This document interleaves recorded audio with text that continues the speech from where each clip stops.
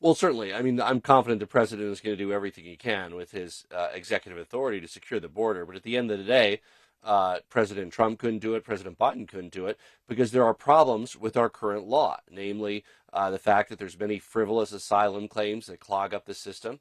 We need to change the standard on that. That was in the bipartisan bill. It would reduce frivolous claims probably by more than half, but it would also speed up the legitimate claims, which is making sure that people who are here who have a solid claim in asylum law are able to get their work permits and get to work to support themselves. So there's a lot we need to do. I think President Biden really called out the opponents for standing in the way of securing the border, ending this illegal immigration crisis, and I think that's a good thing for him to continue to hit on.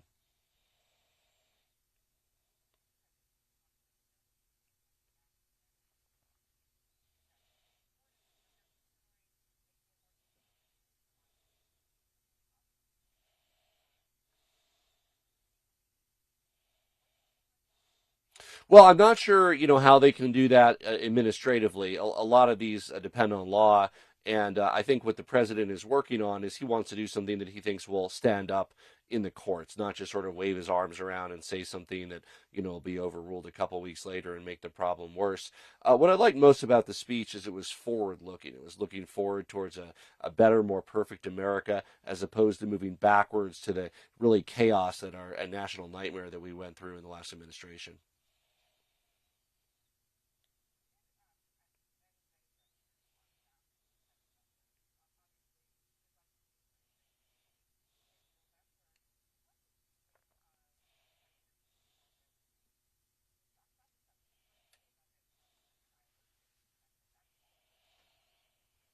Well, stylistic. That's the President Joe Biden we love. I mean, kind of joking around with the crowd, saying a lot of things off script, getting into it, very friendly.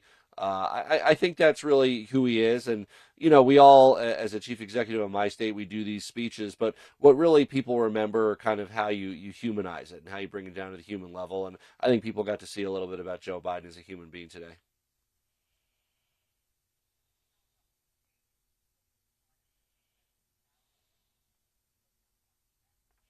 Well, I mean, there were some shouts and interruptions. There's always going to be people that are impolite. I think the president's tone was one of unity for the country, and that's one we need right now.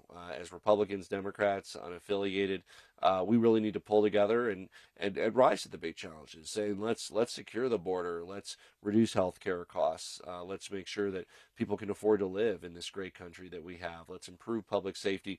These are not partisan issues, and I think the president is really calling on Republicans to join him on being a real problem solver around these issues.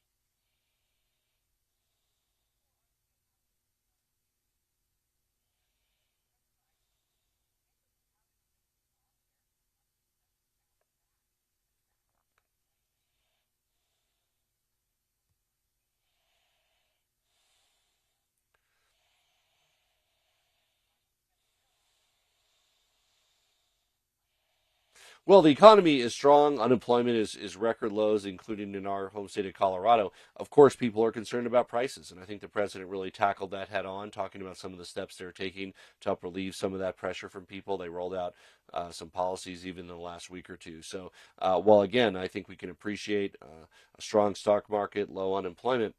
The concerns around inflation, which has come down under President Biden, costs, which will, I think, continue to come down under President Biden, a stark contrast to his predecessor, who put costly tariffs in place that jacked up prices even more, and the former president's doubled down on that. So I really worry about what will happen to the American consumer if President Biden doesn't win re-election.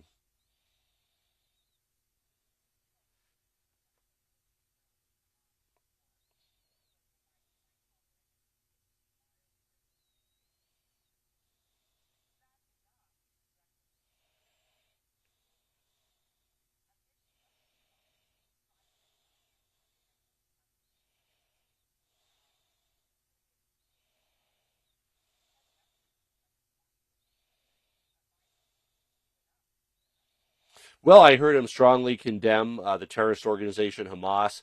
Of course, if the hostages were released, there'd be a ceasefire, and any ceasefire that President Biden and Vice President Harris have called for calls for Hamas to release the hostages. I mean, Hamas obviously attacked brutally, killed over 1,000 people. There's still about 130 people being held hostage, probably underground, terrible conditions. And I was glad to hear the president reiterate his commitment to make sure that they're freed and reunited with their families.